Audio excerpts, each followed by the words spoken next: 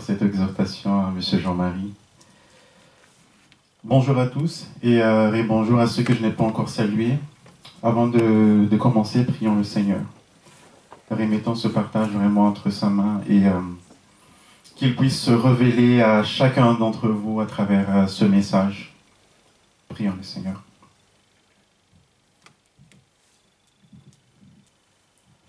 Alléluia, nous te remercions, Papa.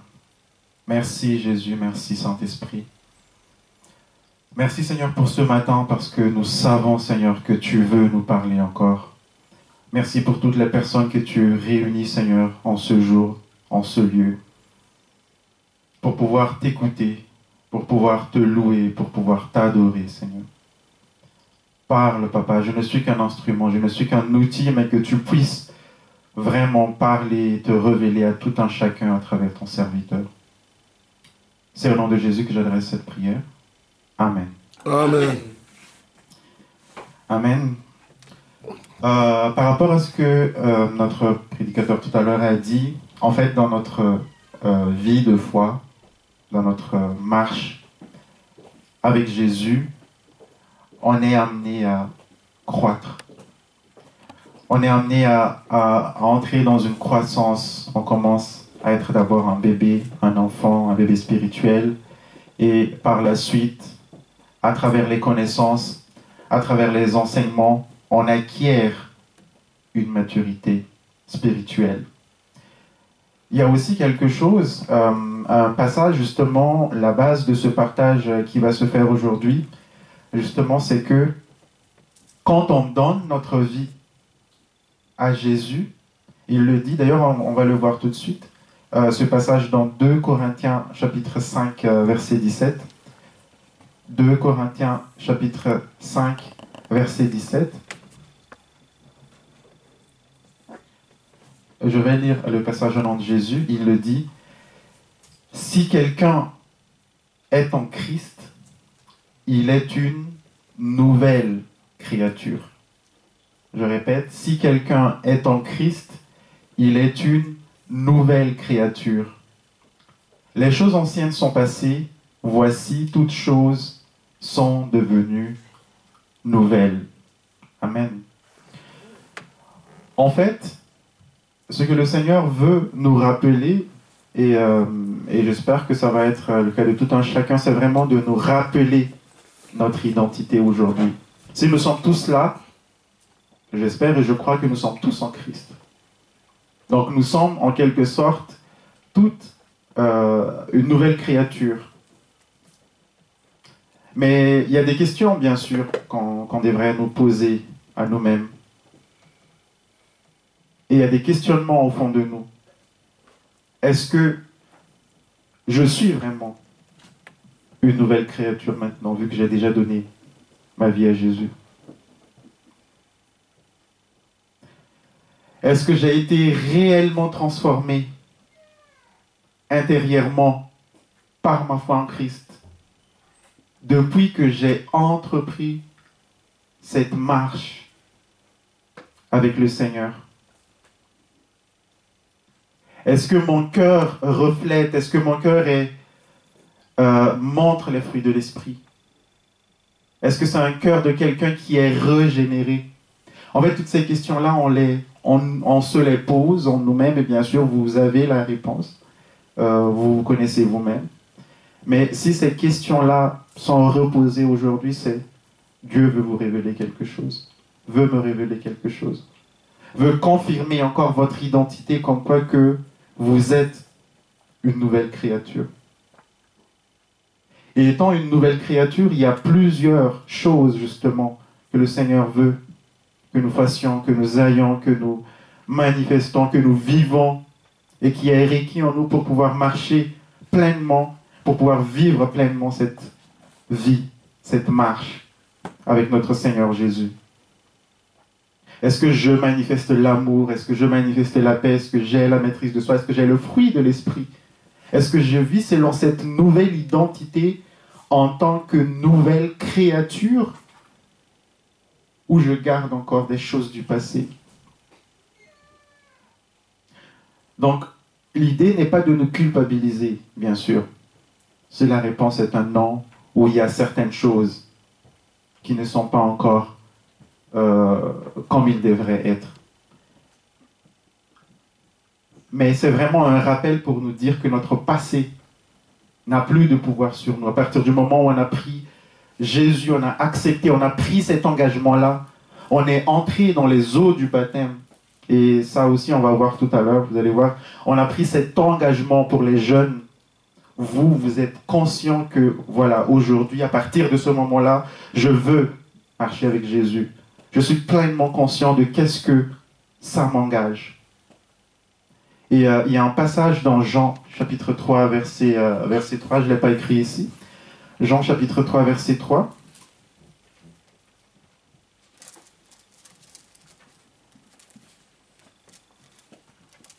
La parole de Dieu nous dit: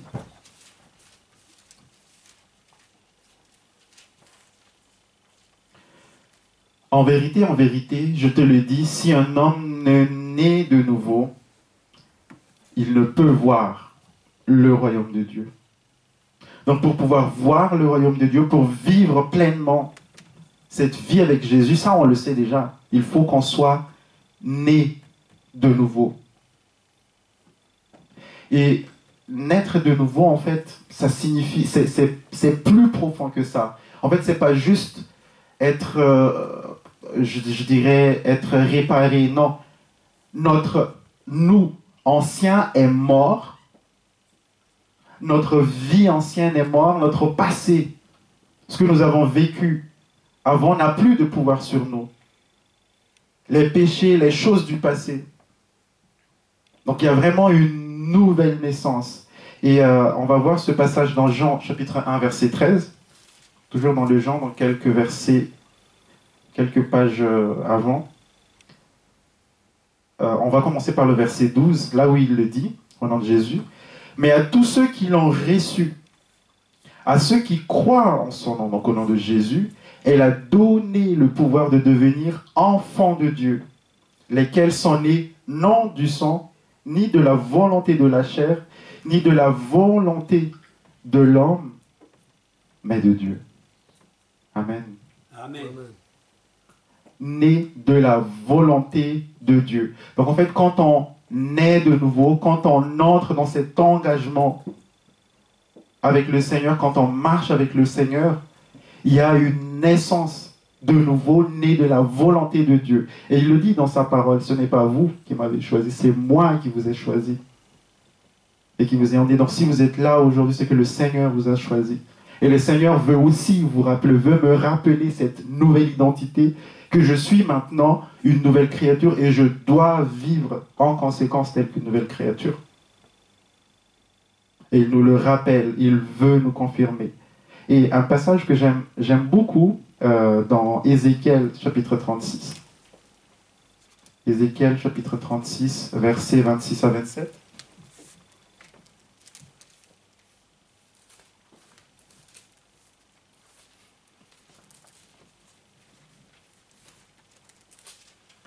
Ézéchiel 36, 26 à 27, au nom de Jésus. Je vous donnerai un cœur nouveau et je mettrai en vous un esprit nouveau.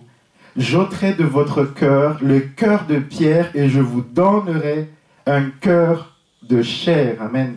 Je mettrai mon esprit en vous et je ferai en sorte que vous suiviez mes ordonnances et que vous observiez et pratiquiez mes lois. En fait, tous ces critères-là qu'on vient de lire, c'est vraiment le critère d'une nouvelle créature en Christ, d'une nouvelle création en Christ. Quand il le dit ici, il dit, si quelqu'un est en Christ, il a une nouvelle créature. Vous allez voir que quand on dit nouvelle créature, c'est pas juste une personne qu'on a réparée, qu'on a ajustée. Non, c'est une nouvelle personne complètement différente. Et c'est pour ça qu'on dit quand on accepte Jésus, on fait ce qu'on appelle le métanoïa. Donc, on change de direction. Ce n'est pas juste, j'ai laissé, je peux retourner si besoin. Non, je change complètement de direction. J'entre dans ce qu'on appelle une repentance. Et il le dit dans ce 2 Corinthiens 5, 17, les choses anciennes sont passé, notre vie d'avant, le péché qui nous liait, qui nous attachait, qui nous emprisonnait.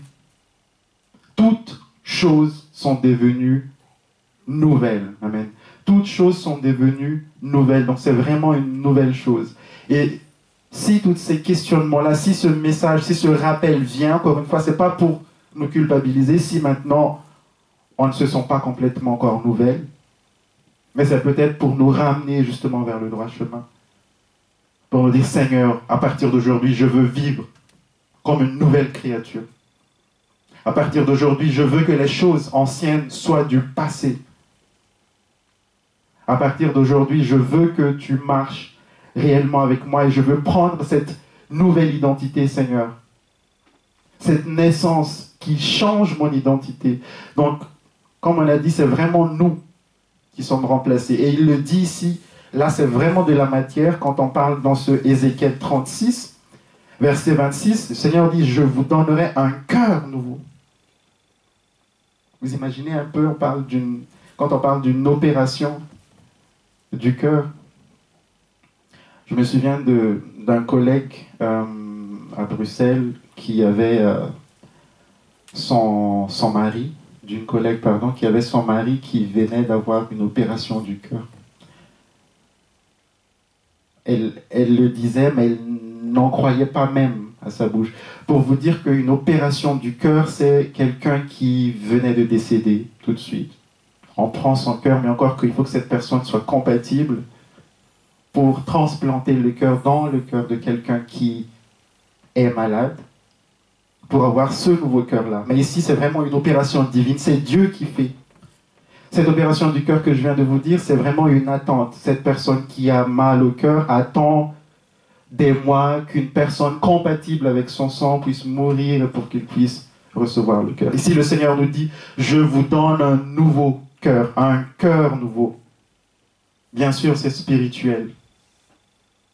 Pour que nous puissions voir les choses d'une manière, pour que nous puissions ressentir les choses d'une différente manière, à la manière de Dieu, à la manière de Jésus. Et il le dit, je mettrai en vous un esprit nouveau. J'ôterai de votre corps le cœur de pierre et je vous donnerai un cœur des chairs. Donc il y a vraiment une régénération. Il y a tout un changement que Dieu opère, que le Seigneur opère en nous à partir du moment où il veut que nous soyons une nouvelle créature. La question c'est de savoir est-ce que nous sommes prêts à subir cette opération divine. Est-ce que j'accepte de devenir aujourd'hui cette nouvelle créature de Dieu ou je veux garder les choses d'avant? Parce que ce verset, c'est vrai, c'est une affirmation, mais c'est aussi un appel au changement. C'est un appel à une transformation radicale. C'est un appel à un changement de direction. Et de vivre pleinement notre vie avec Jésus. Et il y a quelque chose de très beau dans tout ça, c'est que quand on vit pleinement avec le Seigneur, en fait, ce ne sont pas des choses qu'on va s'efforcer à faire. Ça, c'est très important. Ça va venir naturellement. Donc, il y a un verset, je ne l'ai pas tout de suite, mais en fait, quand on laisse Jésus agir dans notre vie, le fruit de l'Esprit va sortir. Et c'est ça que Dieu demande. Il y a un passage dans Éphésiens chapitre 24, je ne l'ai pas, Éphésiens chapitre 4, verset 24.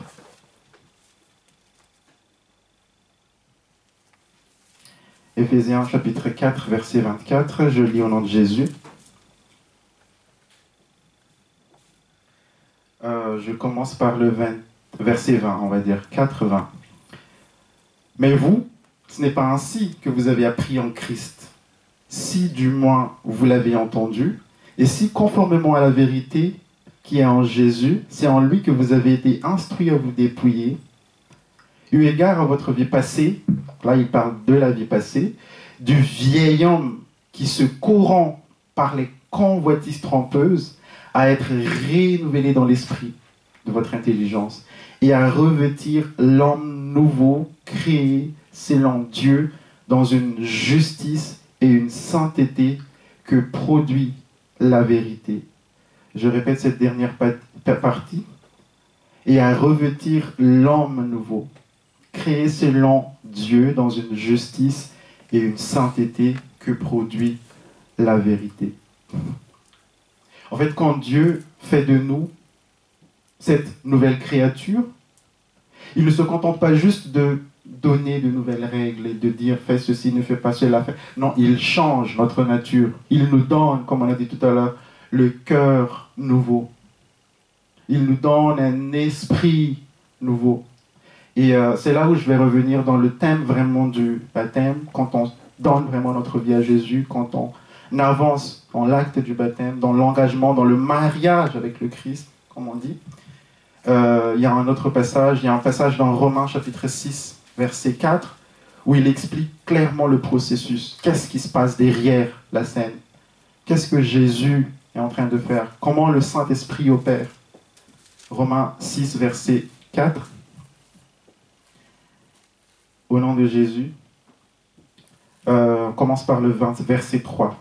Ignorez-vous que nous tous qui avons été baptisés en Jésus-Christ, c'est en sa mort que nous avons été baptisés.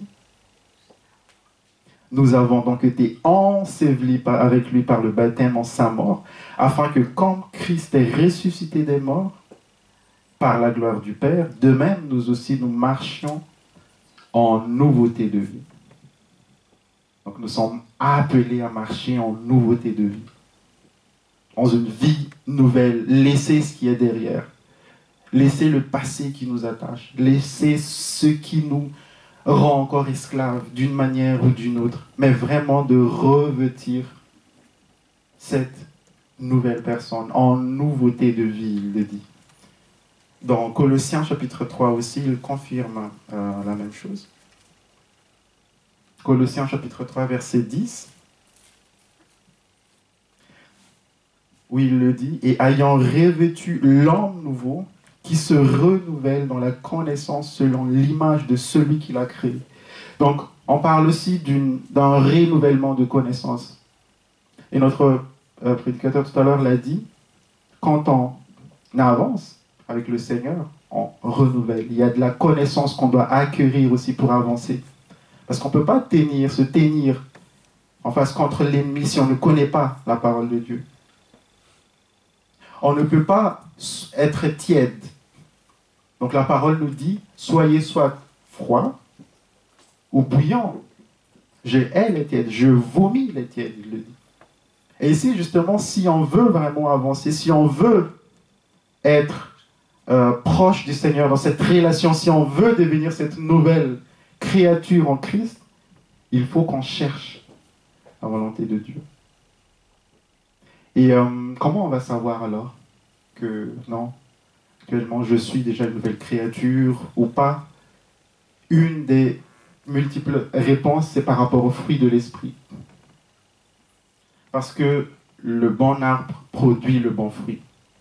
Et on connaît le passage là où ça parle du fruit de l'esprit, c'est en Galates chapitre 5, on va quand même le voir. Galates chapitre 5, versets 22-23.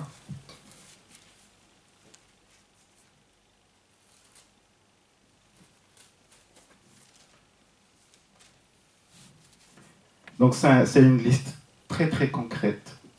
C'est vraiment des choses qu'on vit dans notre quotidien. Galates 5, 22, Galates 5, 22, 23. Mais le fruit de l'esprit, c'est l'amour, la joie, la paix, la patience, la bénignité, la fidélité, la douceur, la tempérance. La loi n'est pas contre ces choses. Est-ce que nous avons ces fruits de l'esprit? Où il y a certaines de ces choses-là que nous n'avons pas encore. Alors posons-nous la question. Peut-être que je ne suis pas encore une nouvelle créature, ou peut-être qu'il y a quelque chose que je devrais travailler.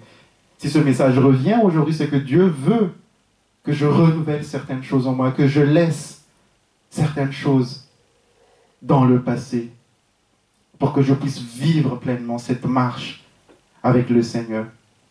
Ces fruits-là qu'on est en train de dire, ce n'est pas des fruits qu'on impose, mais en fait, ce sont des fruits qui jaillissent automatiquement de la nouvelle nature. Donc après cette opération divine que Dieu effectue en nous, il y a ces fruits-là qui sortent. Et vous avez vu, toutes ces choses-là s'alignent directement avec la volonté de Dieu. La nouvelle créature va aimer Dieu de manière sincère. Ceux qui m'aiment obéissent à ma parole, le dit. La nouvelle créature va chercher à plaire à Dieu. Pas parce que, par peur de représailles, par peur par contrainte, mais non. La crainte de Dieu qu'on parle ici, c'est la crainte par amour. On se réveille le matin, on se dit, Seigneur, qu'est-ce que je peux faire aujourd'hui pour te plaire? Alléluia. Qu'est-ce que je peux faire aujourd'hui pour m'aligner avec ta volonté? Saint-Esprit, comment je peux faire aujourd'hui pour te rendre content? Et c'est pour ça qu'on prie dans la prière de Jésus, la prière que Jésus a priée à ses disciples, que ta volonté soit faite, Papa. Et la nouvelle créature aussi, vous allez voir, a horreur du péché. Je ne dirais pas ne pêche pas, mais s'éloigne au plus qu'il peut du péché ou de tout ce qui vient du mal. Bien sûr, le combat est toujours là. L'ennemi est toujours là. L'ennemi n'est pas content de voir une nouvelle créature. Surtout quelqu'un qui est décidé, qui est déterminé à suivre cette marche avec Jésus. L'ennemi n'est pas content. Mais la nouvelle créature, elle est là, elle se tient debout. Et surtout, elle marche par l'esprit, et non par la chair. Je reviens un peu sur ce verset où il dit « Je vous donnerai un cœur nouveau ». Donc le changement, il vient de l'intérieur, comme on l'a dit, et il sort vers l'extérieur à travers les fruits de l'esprit. Là où avant notre cœur était endurci, là où avant on aimait le péché, là où avant on résistait à Dieu avec certaines choses, le cœur devient tendre. On aime la vérité. Je donne des exemples. On désire sincèrement à Dieu. On peut aussi parler du pardon. Quand ton cœur a été changé, bien sûr, on peut pardonner facilement. La compassion pour les autres. La liste elle est longue, mais revenons dans Romains chapitre 6, verset 6, qui résume un peu tout ceci. Romains chapitre 6, verset 6.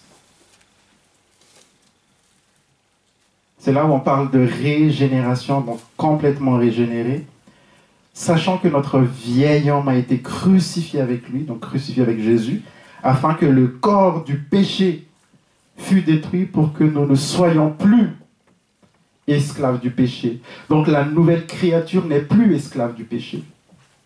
La nouvelle créature, elle est libérée du péché. Et bien sûr, la nouvelle créature ressemble au modèle qui est Christ. Ressemble à Jésus.